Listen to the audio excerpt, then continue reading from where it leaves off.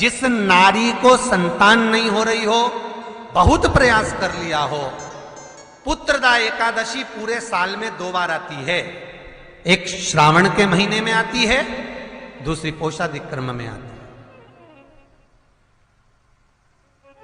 श्रावण के महीने की जो पुत्रदा एकादशी होती है, ये संतान की वृद्धि करने वाली होती है। शंकर जी के मंदिर में जाकर, भगवान शिव के मंदिर में पूजन करके घी का 1 कटोरी में घी और 1 कटोरी में खीर शंकर के सामने रख देते हैं।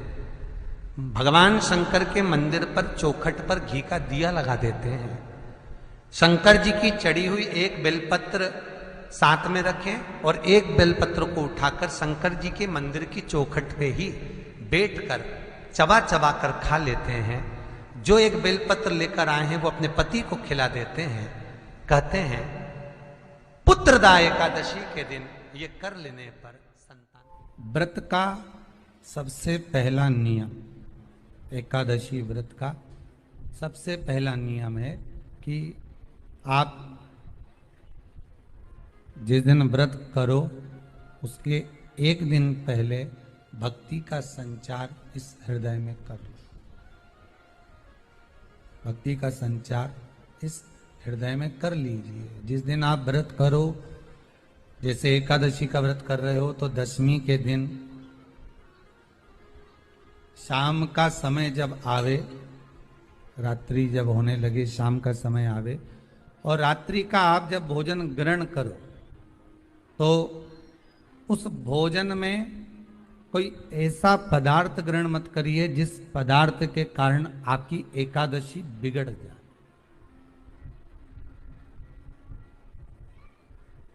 एकादशी का दूसरा नियम बहुत ध्यान से सुनिएगा। जिस दिन आपकी एकादशी का व्रत हो उस दिन प्रयास करिएगा कि अपने हाथ से किसी भी वृक्ष की कोई पत्ती टूटे ना। अपने हाथ से किसी भी वृक्ष की, पौधे की, किसी भी वृक्ष की पत्ती अपने हाथ से ना टूटे। बहुत ध्यान दीजिएगा महाराज। एकादशी का ये दूसरा नियम है कि अपने हाथ से किसी पौधे की, किसी वृक्ष की, किसी डाली की कोई पत्ती टूटे ना, कोई पत्ती ना टूटे, इसका प्रयास करिए। यहां पर तीसरे नंबर का जो, चौथे नंबर का जो उपाय बताया है, उपवास करने का जो नियम बताया, उसमें वर्णन किया। एकादशी के दिन अगर आपका व्रत है तो आप भूलवश भी डब्बे में रखी हुई रोटी गाय को ना देते हुए कुछ थोड़ा सा फल, फलहार, कोई केला, कोई सेब, जो आप खाते हो, अंगूर, पपीता, जो आप ग्रहण कर रहे हो, उसका थोड़ा सा भाग आप गाय को प्रदान करो। आप गाय को दीजिए।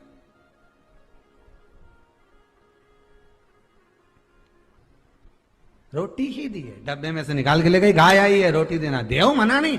बाकी के दिन आप आपके बेटे से कह दो रोटी दिया बेटा जा, पर आप अपने हाथों से, आपका व्रत है तो आप फलाहार आप कर रहे हो तो फलाहार का ही दान गौ माता को दीजिए।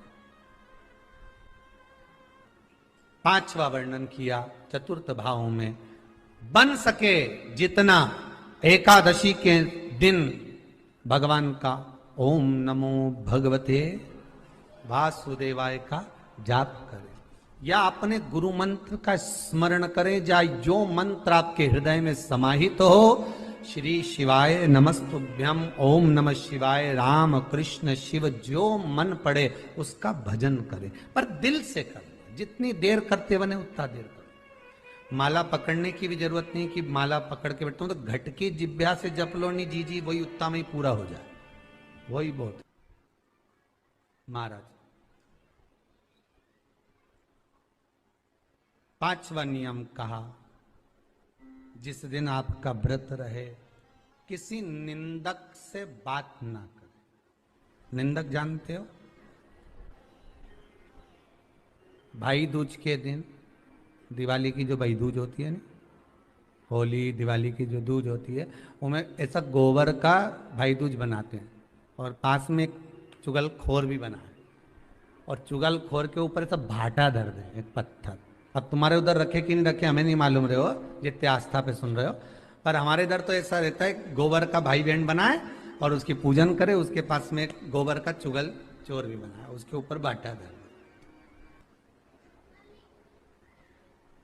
कथा वर्णन कर रही है, निंदक से बात ना करें। मान लो किसी ने आकर आपको निंदा कर भी दी तो तुरंत सूर्य नारायण भगवान का दर्शन करें और 3 बार उनका दर्शन कर कर नेत्र बंद करें, तब जाकर वो निंदा जो अंदर गई है अंदर पवित्रता प्रदान करेगी, तब जाकर एकादशी का व्रत लगेगा। पहले तो प्रयास करो, अगर जो निंदा करने आता है ना तो उसको उस दिन एकादशी वाले दिन दरवाजे पे लिख दो कि चुगल चोर। फिर कहा जीव की हत्या ना करे, अगला नियम है अपने द्वारा जीव की हत्या ना हो, प्रयास करना, किसी को कष्ट ना दे। 18 नियम में से एक नियम और, प्रयास करिएगा एकादशी जब भी करें तो द्वादशी से जुड़ी हुई करें, 10वीं से जुड़ी हुई एकादशी कम करें। जो वैष्णवों की एकादशी कौन सी होती है? जो एकादशी द्वादशी से जुड़ी हो, 10वीं से नहीं।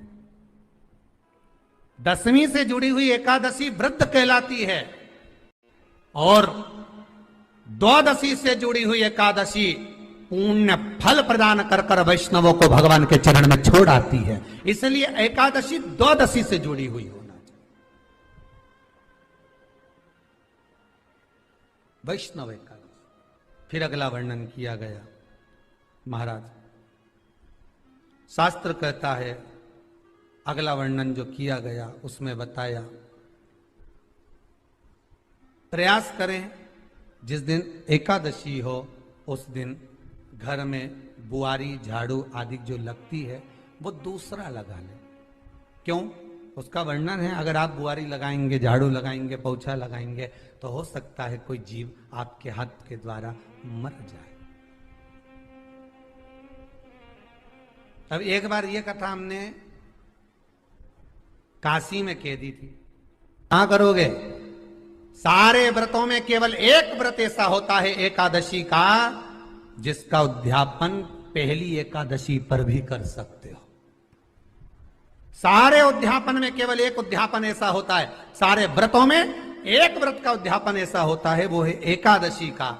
ये जरूरी नहीं कि 26 पूरी होगी तभी तुम करोगे, या तो पहली में ही कर लो या फिर 26 पूरी हो तब कर। पर उद्यापन, अगर तुमको ऐसा लगे कि हाँ मैं अभी तो जीऊंगी हो, अभी तुम्हारा बाल भी धोला नहीं हुआ, तुमको ऐसा लगे तो अभी तो मैं तो बढ़िया,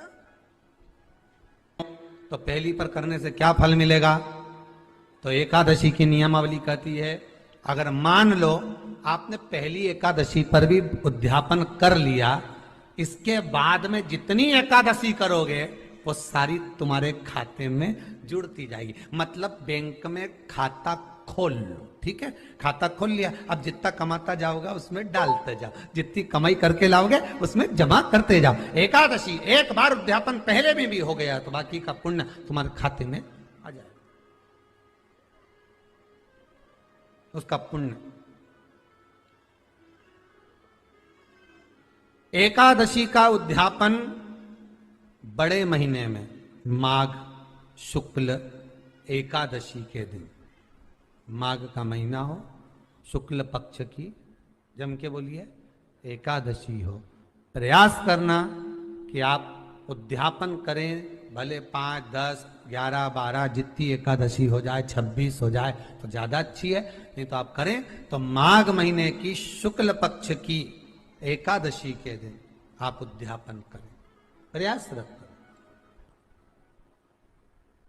प्रयास। बड़े महीने के अंतर्गत जो उद्यापन, हाँ चतुर्मास के अंतर्गत उद्यापन नहीं होता एकादशी का, बहुत ध्यान दीजिएगा हमारा। ये जो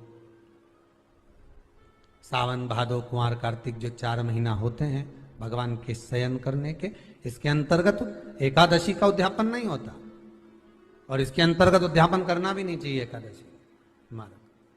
एकादशी का उद्यापन माघ महीने की शुक्ल पक्ष की एकादशी के दिन आप बहुत प्रेम से आनंद के साथ करिए महाराज। परंतु एकादशी के उद्यापन में सबसे ज्यादा अगर कुछ जरूरी होता है तो 24 तरह का नैवेद्य जरूरी होता है। कितने तरह का? 24 तरह का नैवेद्य। अब आप कहोगे गुरुजी उद्यापन हम कर रहे हैं एकादशी का, तो उसमें तो फलहार का हमें नैवेद्य बनाना चाहिए। तो फिर ये पुराण के अंतर्गत स्कंद पुराण में ये चीज लिखी है कि एकादशी का जब उद्यापन करते हैं तो 24 तरह का नैवेद्य बनाकर सिद्ध करते हैं। 24 तरह का नैवेद्य जान रख लेना, हलवा बना लो, खीर बना लो, पूड़ी बना लो, सब्जी बना लो, पकौड़ा बना लो, भजिया बना लो, ऐसे 24 तरह का नैवेद्य अलग अलग चाहिए। पर लोग क्या करते हैं, खोपरा पाक बनवा लेते हैं 1-2 किलो और 24 जगह रख देते हैं। स्वीकृत नहीं है। 24 तरह का नैवेद्य रखा जाता। महाराज एकादशी के दिन भगवान का पूजन का पूरी तैयारी कर कर मंडल आदि बनवाकर विद्वान ब्राह्मण को बुलाकर, कर्मकांडी ब्राह्मण को बुलाकर जो भगवत सेवा में एकादशी का उद्यापन कराए, उन ब्राह्मण के चरणों को नमन कर कर, प्रणाम कर कर एकादशी का पूजन करवाइए और उस मंडल की पूजन कराकर हवन द्वादशी को कराइए। एकादशी को हवन नहीं। एकादशी के उद्यापन का जो हवन होता है वो द्वादशी को। कथा का विराम होने जा रहा है। श्रावण का पहला दिन, वैसे तो अभी आप गुरु पूर्णिमा की कथा सुनेंगे तो उसमें हम वर्णन करेंगे इस चीज का।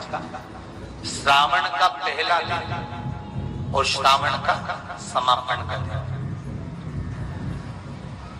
ये 2 दिन तुमरुका जी का नाम लेकर अशोक सुंदरी वाली जगह पर एक बेलपत्र अगर कोई समर्पित कर देता है तो उसके घर में वंश की कभी कमी नहीं आ सकती। उसके घर संतान जरूर होती है, पुत्र प्राप्त होता है, बेटी हो बेटा हो संतान अवश्य प्राप्त होता है, वंश बढ़ता है।